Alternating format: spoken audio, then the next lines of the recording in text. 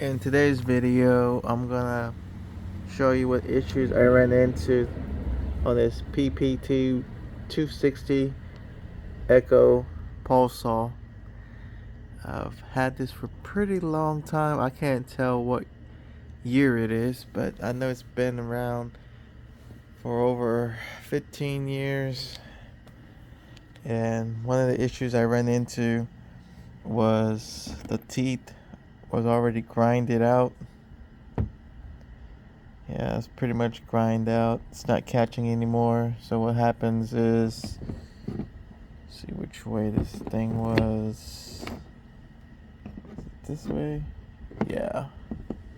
So pretty much, this is what's going on. It's not catching anymore.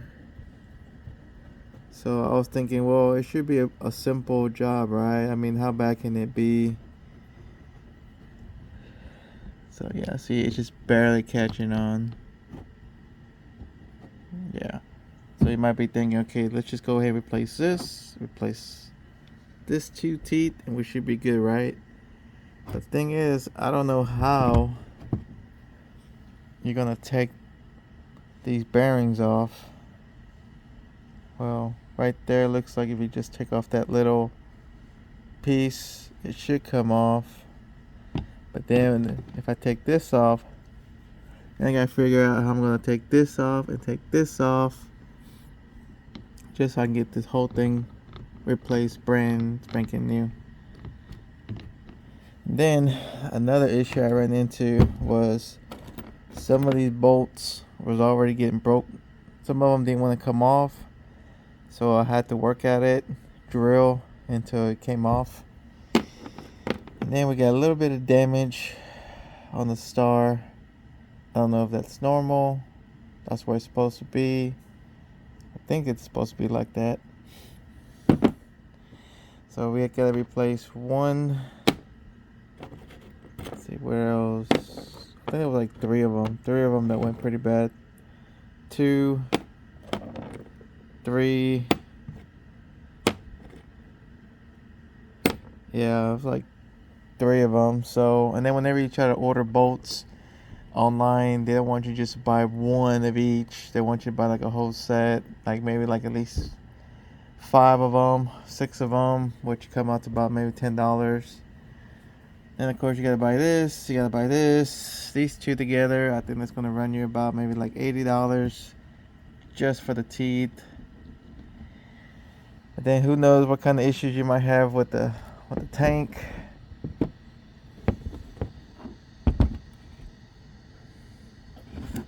Yeah. So you had to take all this apart. 1, 2, take all that apart.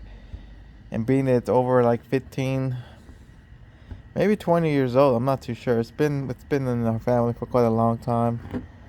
But I don't want to take any chances where something else might be fragile, something might break easily. So if we're already in for about almost $120 for all these parts that I'm gonna need, I might as well just go ahead and invest in buying a whole brand new one, which is what I did, because it's just not worth it. All this stuff that I just went through, it was a headache. Only thing I can do is I can try to save it. Like, I'll just save this cap for one day if I ever need it, which I don't. I'll save this cap if I ever need it. Oh, my bad. Cover, cap. I don't think this comes off easy, because I was trying to see if I can take it off, but it looks like it's all glued in or pitched in or connected with it, so that was giving me a hard time. So in the end, I would just say it is best to just go ahead and get you a whole new one, and that is exactly what I did. I got a whole brand new one.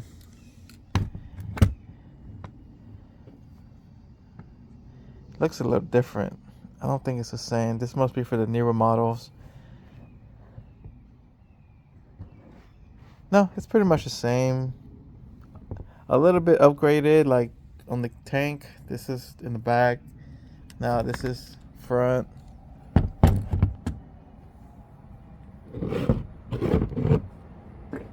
This is supposed to be up here. Yeah, it's a little different. That's where you adjust the blade. It should work out exactly the same.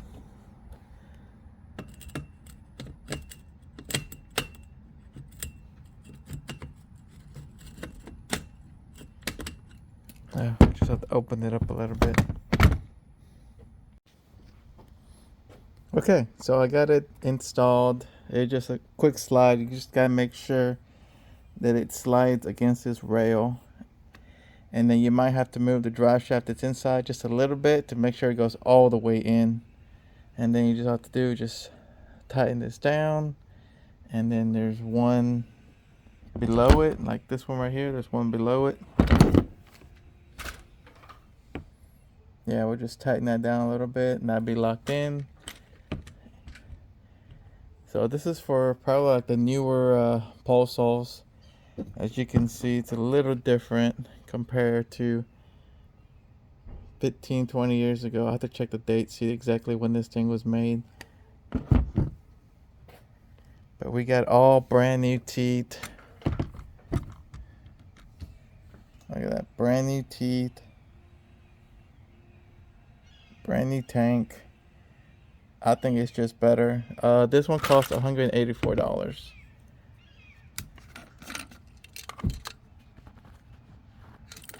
Yeah, this was $184. So if I'm already invested up to $120 just on getting these gears, plus replacing the bolts, and I don't know if this is original or it's got some damage to it. And I think the tank leaked a couple of times, but yeah, when you're already that much deep in the hole and replacing the parts, you might as well just buy the whole thing brand new, where all you have to do is just 1, 2, 3 bolts, slides out, get you a new one, slide it in. Yeah, I was trying my best to see if I can recover it, but I'm not going to be able to recover from the old one. It's just too expensive. Now, if it was like, say, maybe like under $50 to get all these parts, then yeah, I'd be like, yeah, it's worth the savings, but it's not. You just got to go big, go all the way and get it all brand new. Well, I ran into a situation. See, this old blade was able to fit flat, but when I put the new one, when I put the old one with the new one, it doesn't sit flat on it like it's supposed to. It's leaving a gap, and you can't have a gap. So this needs to be upgraded. Great. Just great. Flat. See, slides in. And then this one is, nope, because this one's a new one, a newer model. Not a whole lot of difference, but just great. Okay, well, looks like I'm gonna have to go down to Home Depot and see if I can find a new chain bar, because this one's not gonna fit the new one. And I tried looking up to see if there was a year mark when this was assembled. I got 05009535. I can't really tell what year, but it's really old. It's been around for a long time. So what I normally do is I just keep up with the maintenance. Spark plugs, filter, fuel filter. I haven't changed the clutch on the inside. I don't know if it's due to change it, but the way I can tell when it needs a clutch changed out is if the chain bar doesn't want to rotate anymore, or it tends to be stuck to where it's constantly rotating.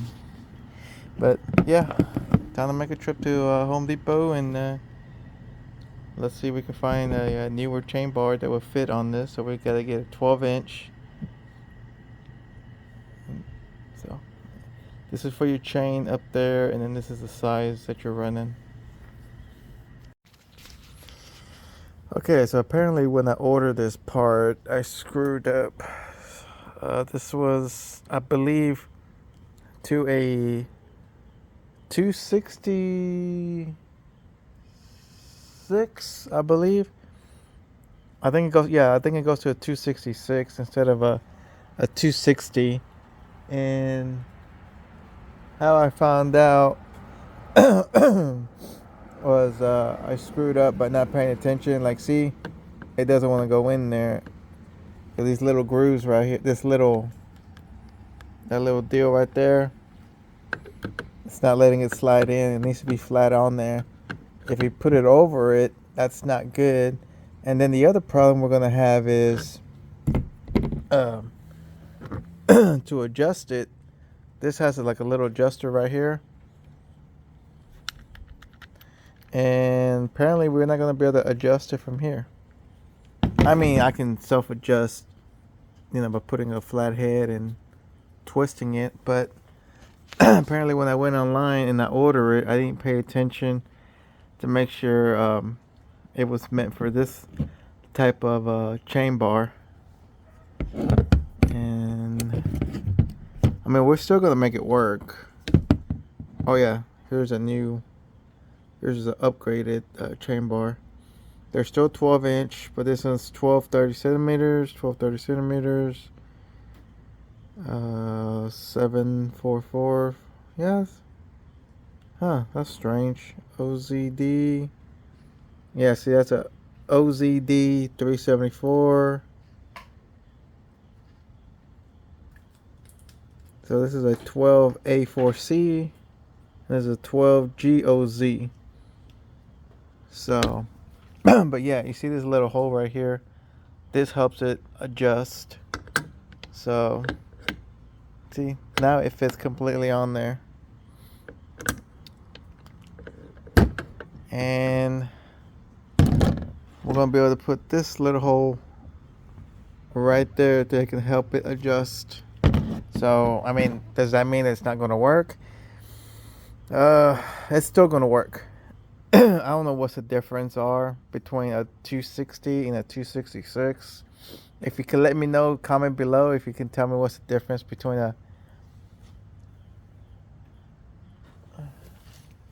260 and a 266. So, because I ordered this part wrong, I had to go ahead and upgrade the chain bar, upgrade the chain. So, yeah, I had to upgrade that stuff. So, I mean, I should have paid more attention to make sure that it was really meant for this one. But unfortunately, it wasn't. So, yeah, when ordering this brand new. Well, then again, this pole saw is like over. This pole saw is like over 15, 17 years old. So maybe that's why there was also a big mix-up on this one being a little bit more upgraded. So either way, I had to get a new chain bar, which I use my cashback rewards to buy this, so it's free. This chain bar, same thing, cashback rewards. The chain, cashback rewards, so no money out of pocket. So the total was about $260, almost $300 to replace this whole deal. So was it worth it for $300? Well, cashback saved me a whole lot of money, so no money out of pocket. That's a good thing. I'm gonna go ahead and put this thing together. Okay, so I got it back together.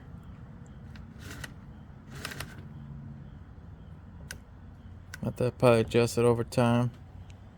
I turned this a little bit to tighten it up. And if you're wondering which way the teeth have to travel, in case you forget, I have my little chainsaw, which this is my handheld chainsaw. I like to use it when I want to cut small limbs, have something light, because over time these pole saws get really heavy. So what I try to do is I try to look at my old one. I try to look at my chainsaw, which direction it's going. So I have an idea, make sure it's not going in the wrong direction. Sometimes these chain bars, they'll tell you which direction It's traveling. This one can't really see it, but sometimes it tells you. But yeah, I didn't go through the steps or show you step by step how to put it on, but most likely, it's not that hard to figure it out. So I'm gonna go ahead and add some oil and see if we can get it going. All right, usually I would normally use Echo chain bar oil, but for right now I just picked this up at Home Depot, and it's just gonna have to do for now. I don't like the way it looks. Usually it's a real thick product, but for now we'll just fill it up like halfway.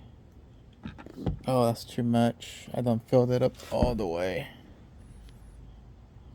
Yeah, I couldn't see it.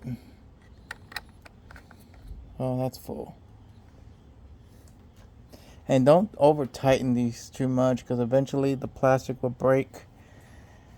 Especially like if you over tighten the plastic on these, you'll start leaking oil, you start leaking fuel, then you have to buy a new cap.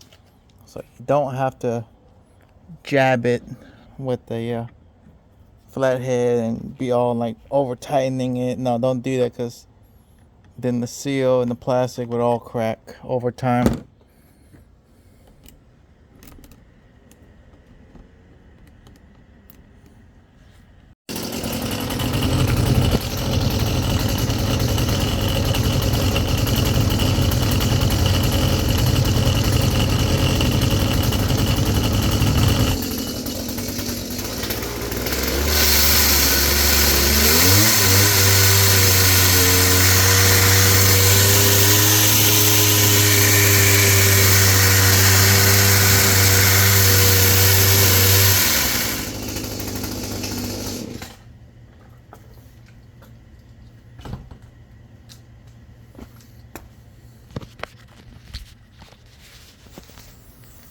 Alright, well, successful work, paid off, or I don't know, I done messed it up.